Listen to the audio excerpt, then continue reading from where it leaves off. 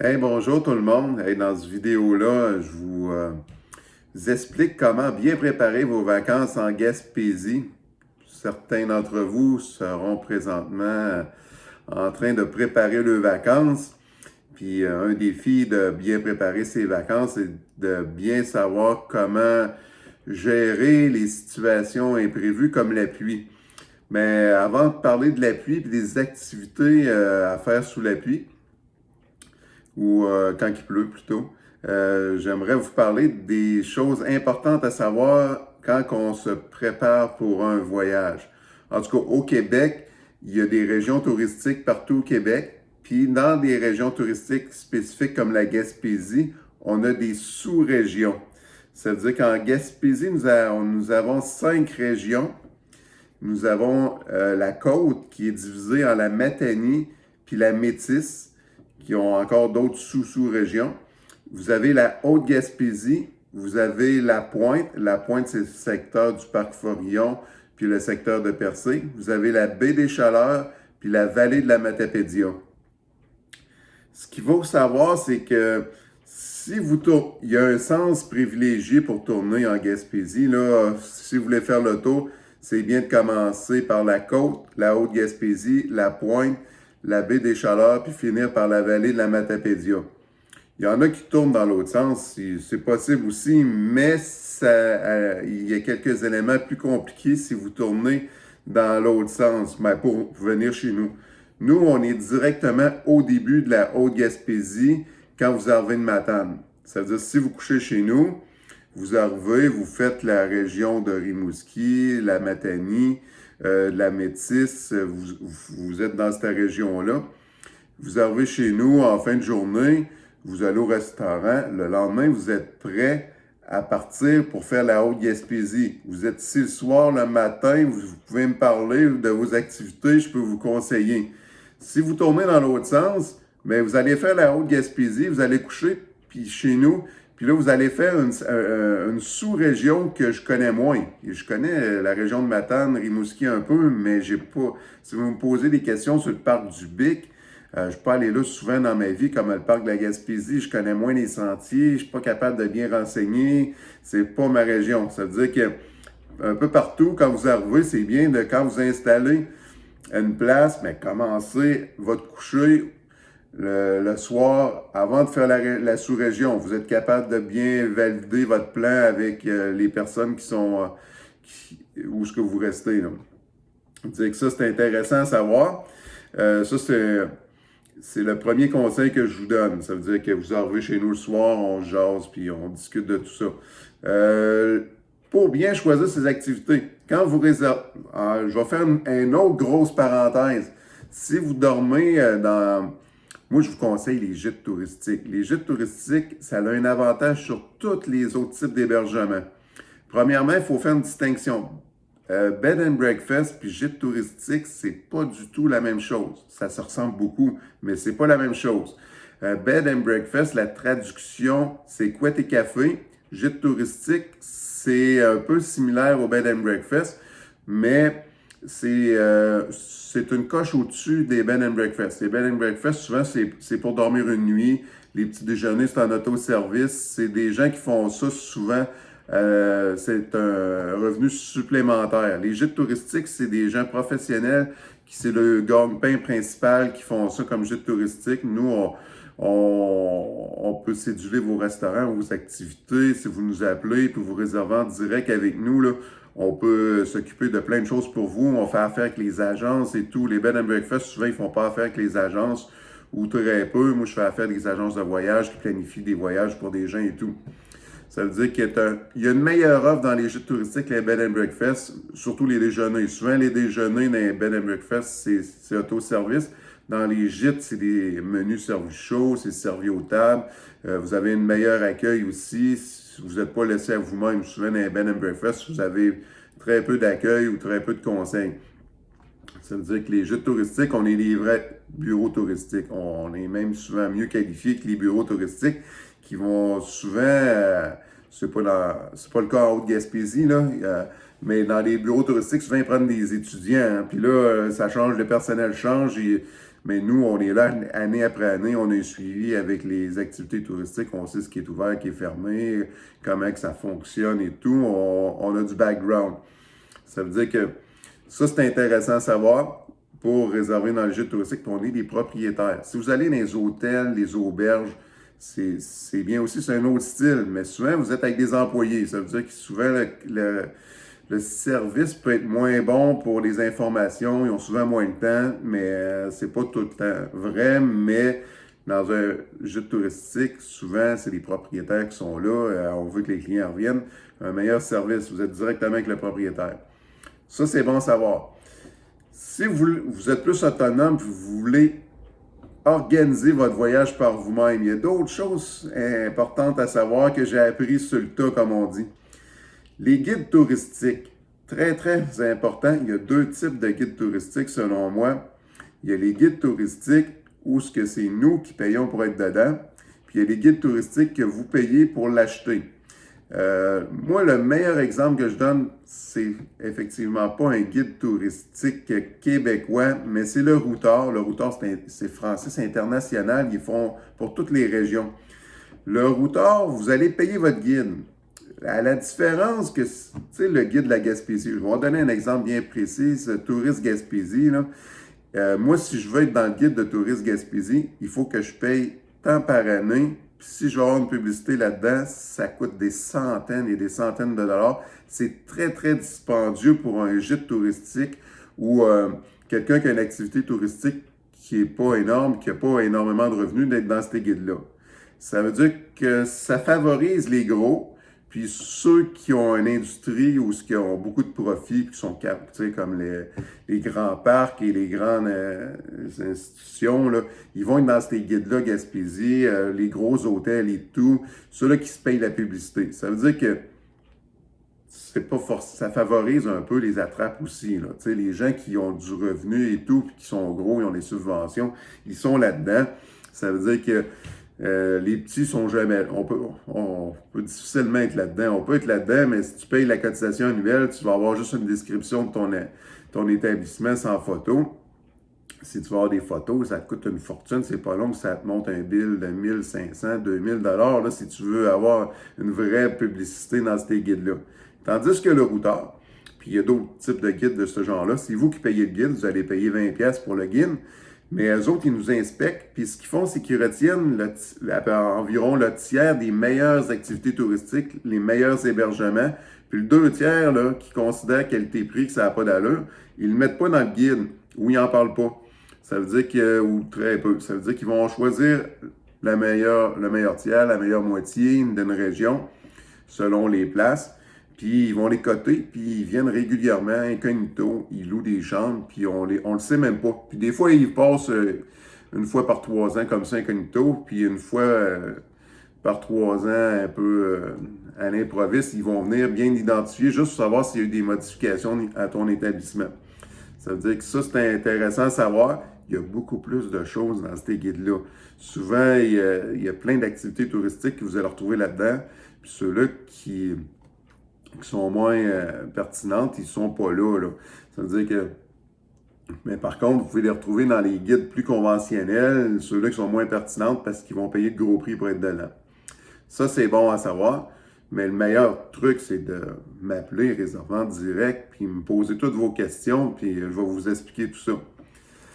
Ça veut dire qu'il y a un autre élément important, c'est quand tu planifies des vacances dans une région très nature comme la Gaspésie, tu peux facilement te planter. Ben, parce que tu peux arriver à une place puis tu ne veux pas rester 5 jours à la même place. Ça veut dire que tu veux dormir 1, 2, 3 nuits, puis tu veux faire des activités dans le coin. Mais si tu arrives chez nous, puis il annonce 2 jours de pluie, puis tu voulais aller dans le parc de la Gaspésie, mais là, c'est moins tentant un peu, puis là, tu te dis, ouais, là, moi, je voulais faire 3 jours de randonnée. Mais là, quand tu viens pour réserver, tu te dis, m'as-tu réservé 3 jours? Parce qu'il peut facilement mouiller une journée ou 2, là. Ça veut dire que là, les gens sont souvent embêtés. Moi, je vous dis, allez-y quand même, réservez 3 jours pour le parc.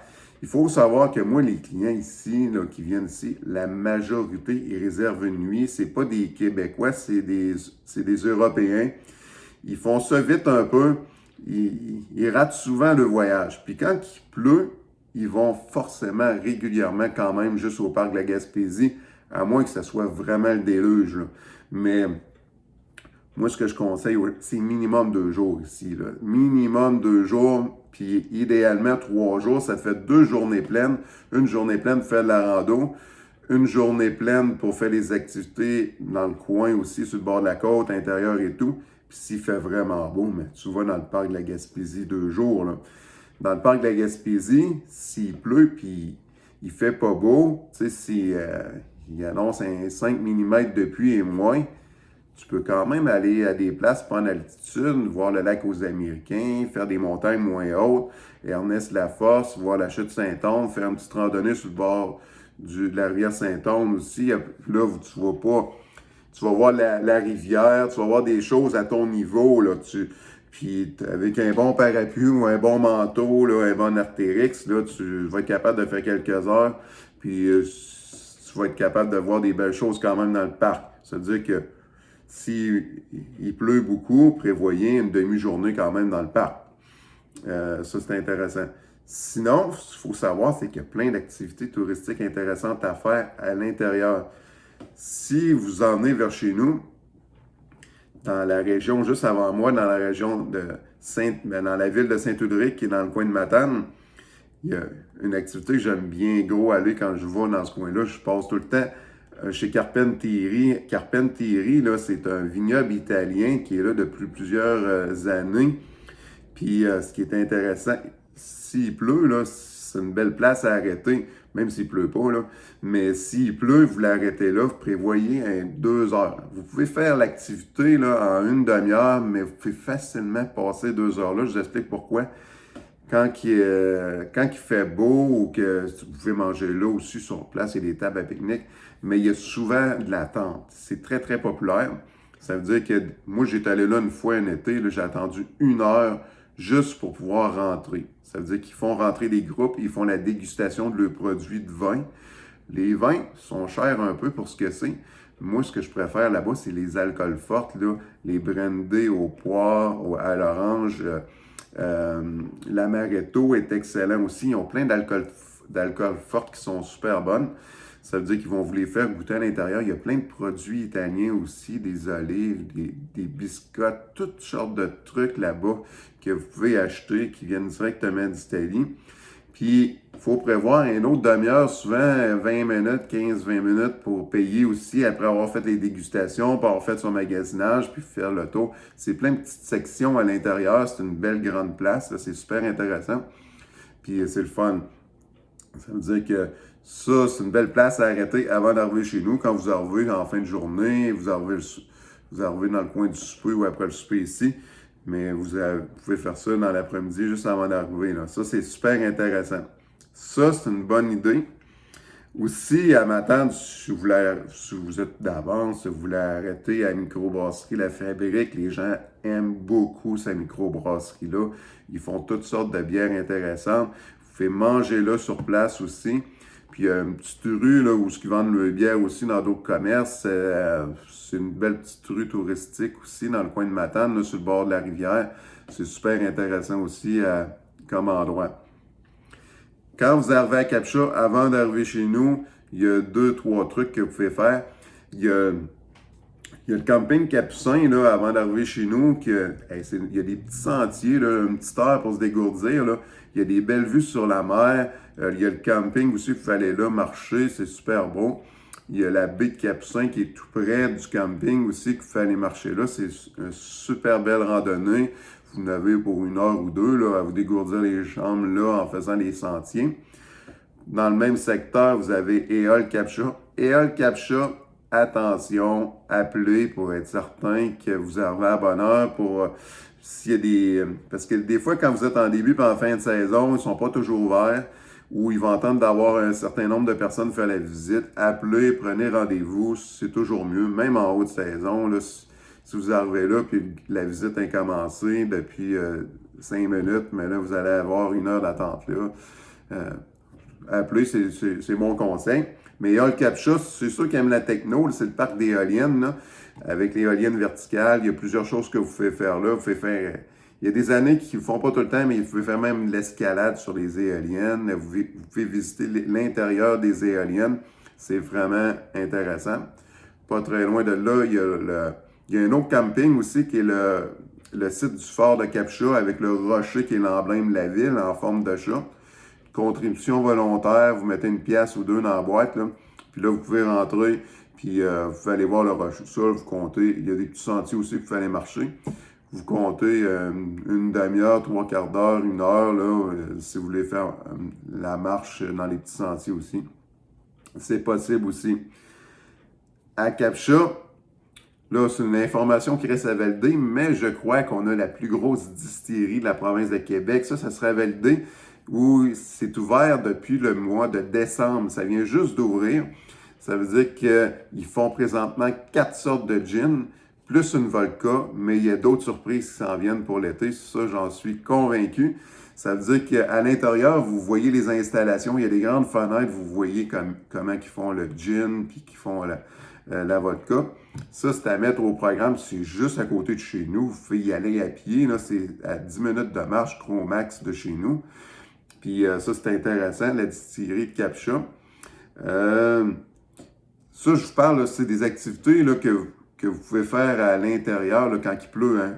Là, présentement, je ne parlerai pas beaucoup des activités que vous pouvez faire quand il fait beau.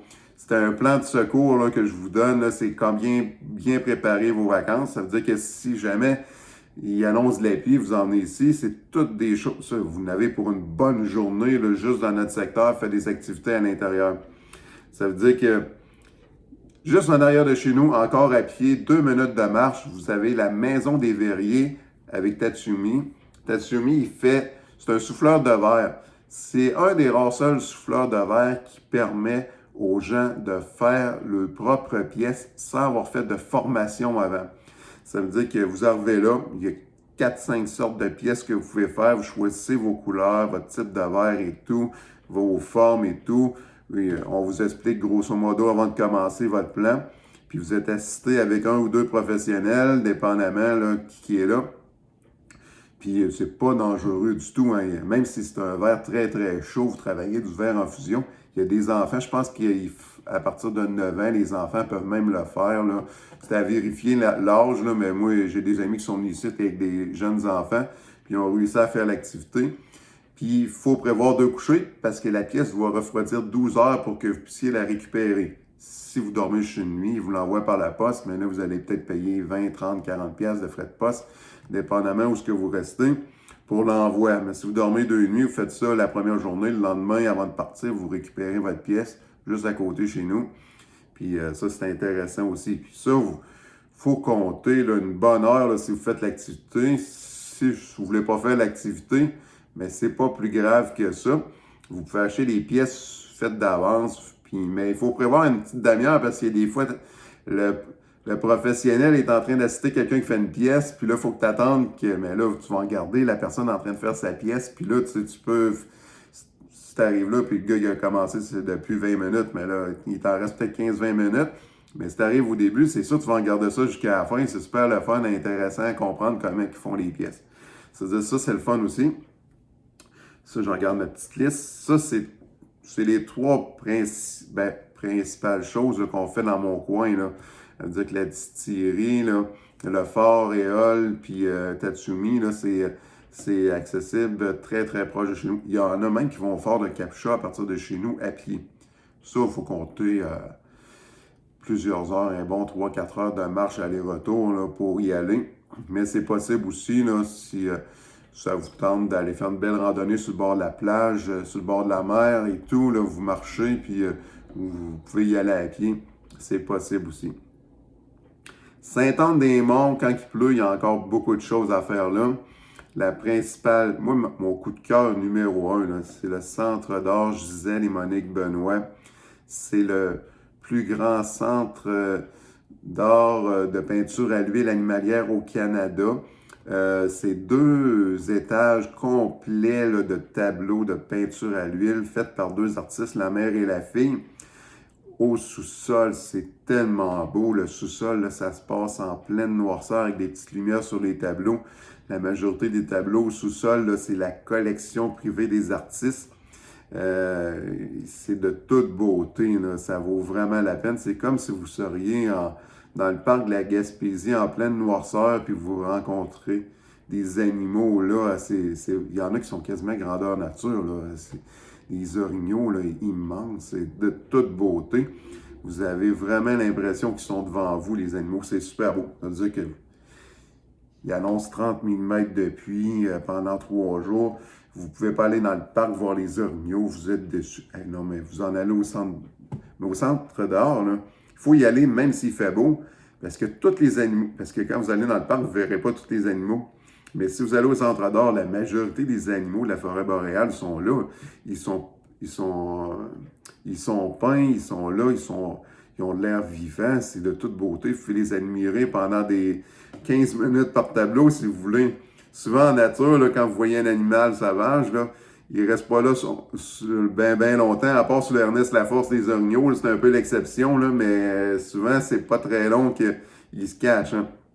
Mais ça, c'est de toute beauté. Puis en plus, c'est gratuit visiter. Si vous voulez acheter des trucs là, c'est sûr. Puis sentez-vous bien à l'aise. Les gens vont là, souvent, ils n'achètent rien. Ça coûte cher, là. C'est des tableaux, mais ils ont des reproductions à moindre prix. Mais je veux dire, ça vaut quand même la peine là, d'aller faire un tour là. Puis, tu sais, si vous avez juste un petit budget, vous pouvez acheter une reproduction, des cartes pour les encourager. Puis, si vous achetez rien, c'est des bénévoles qui tiennent la boutique. Là, personne va vous faire une face à allonger là, parce que vous avez juste fait un tour dans la boutique. Ils vont même être contents de vous expliquer. Les gens sont très, très gentils, polis là-bas. Ça vaut vraiment la peine de faire le détour là. À Saint-Anne-des-Monts, mon deuxième coup de cœur, là, c'est Couleur Chocolat. Couleur Chocolat, ils font du chocolat avec des essences d'arbres du parc de la Gaspésie. Je vous en dis pas plus. Ils ont au moins, je sais pas, une trentaine de saveurs. C'est vraiment au goût de la Gaspésie. Il faut aller faire un tour là. Le chocolat, c'est de toute beauté, la petite boutique. Puis les chocolats sont excellents, sont tous meilleurs les uns que les autres, sont plus meilleurs les uns que les autres. C'est vraiment bien. Ça vaut vraiment la peine d'aller voir ça. À Saint-Anne-des-Monts, c'est l'entrée pour aller dans le parc de la Gaspésie. Il y a une boutique d'art aussi, là, qui sont ouverts en haute saison, puis dans le temps de Noël, là, qui ouvre une semaine ou deux. Que tous les artisans locaux, je ne parlerai pas de tous les artisans locaux là, aujourd'hui, mais c'est ça. Les artisans locaux, vous êtes mieux d'aller au centre, j'oublie le nom, là, mais c'est une place qui regroupe les artisans locaux. C'est la première avenue, c'est pas très très loin du pub chez Basse puis du Malbar. Là. Puis ils sont principalement là parce que les artisans locaux ne sont pas toujours ouverts. Quand je parle des artisans locaux, puis les gens arrivent là, puis ils se pointent à la place précise où ce que l'artisan est, puis on fait un petit détour pour aller là, puis c'est fermé. Tandis que au marché, c'est le marché d'artisans ou quelque chose du genre. En tout cas, je vous le mettrai dans la description du vidéo. Mais ça, ils sont presque tous là, ça vaut la peine d'aller faire un tour là. Il y a Exploramer à Saint-Anne-des-Monts. Exploramer aussi, il faut appeler. Hein. Ils ne sont pas toujours ouverts. Il y a 3 choses principales à faire à Exploramer. La boutique souvenir, c'est la plus belle boutique souvenir de la Gaspésie au complet. Ils ont vraiment fait un effort de regrouper là, les artisans de la Gaspésie, même de la péninsule. Là, ils sont presque tous là. Il n'y a presque pas de stock qui vient de l'extérieur de la Gaspésie à Exploramer. La région de Percé, c'est un petit peu décevant sur les grandes boutiques qu'il y a là-bas. Là, il y a beaucoup de stock qui vient pas de la Gaspésie, tandis qu'Exploramer, ça c'est intéressant.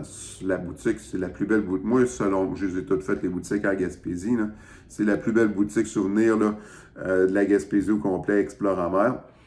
Le musée à l'intérieur, écoute, moi c'est mon avis, mais mon avis, c'est pas juste mon avis. Hein. Les voyageurs qui passent ici, ils le disent, le musée, s'il pleut, ça vaut la peine d'y aller, là. Mais c'est cher un peu ce que c'est là, à l'intérieur. C'est les commentaires que tout le monde me donne, c'est cher pour ce que c'est. Les gens préfèrent faire la sortie sur mer. C'est pas donné non plus, mais c'est plus intéressant. C'est pas pour voir les baleines. Ils vous montrent les poissons et les crustacés du fleuve. Ils ont un setup. Et vous allez en voir, c'est sûr, ils ont déjà des cages préancrées dans le fleuve qui lèvent. Puis vous pouvez même faire l'activité. Ils ont maintenant un bateau là, que quand la température, il pleut un peu, c'est pas grave. Ils sont capables de faire l'activité, là, même sous des mauvaises conditions. C'est sûr, s'il y a de la vague de 6 pieds, là, le bateau ne sortira pas. Là. Mais si c'est juste une petite pluie, vous êtes capable, il y a un toit, vous serez pas détrempé là, en faisant cette activité-là. Ça veut dire que c'est ça, la boutique souvenir, la sortie sur mer, plus intéressant qu'à l'intérieur. Malgré qu'à l'intérieur, dans les prochaines années, il y a des surprises qui s'en viennent. Ça va être un peu plus développé, ça va être plus intéressant. Mais c'est sûr que c'est mieux de faire ça que... C'est mieux d'aller à l'intérieur, là, si vous n'avez rien à faire, là, aller faire un tour. Là, c'est une trentaine d'aquariums avec des poissons, puis il y a des activités tactiles que vous pouvez toucher aux crustacés avec les familles, les enfants, c'est super intéressant. Ils ont des forfaits famille pour les deux activités regroupées ensemble. Puis, ils le font pas à chaque année, mais c'est intéressant. Si, admettons, vous êtes un couple, puis vous avez 2 enfants, vérifiez, normalement, c'est le vendredi.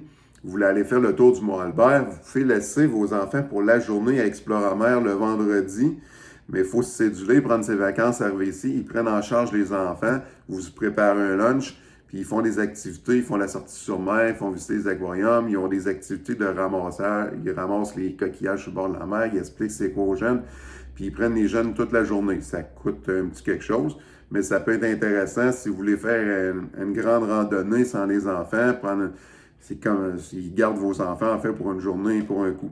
Mais c'est pas toutes les années qu'ils le font, mais renseignez-vous, ça peut être intéressant pour vous. J'en regarde ma petite liste. C'est ça. Il y a plein d'autres trucs à Saint-Anne-des-Monts. Je parle des principes. Il y a le Malbord. Le Malbord aussi, il faut appeler, ils ne sont pas toujours ouverts. Mais c'est pour prendre une bière, c'est la microbrasserie qu'on a à Saint-Anne-des-Monts. Il y a les églises aussi, si vous aimez l'architecture, les intérieurs des églises à Capcha, l'église est immense, c'est de toute beauté à Saint-Anne-des-Monts aussi.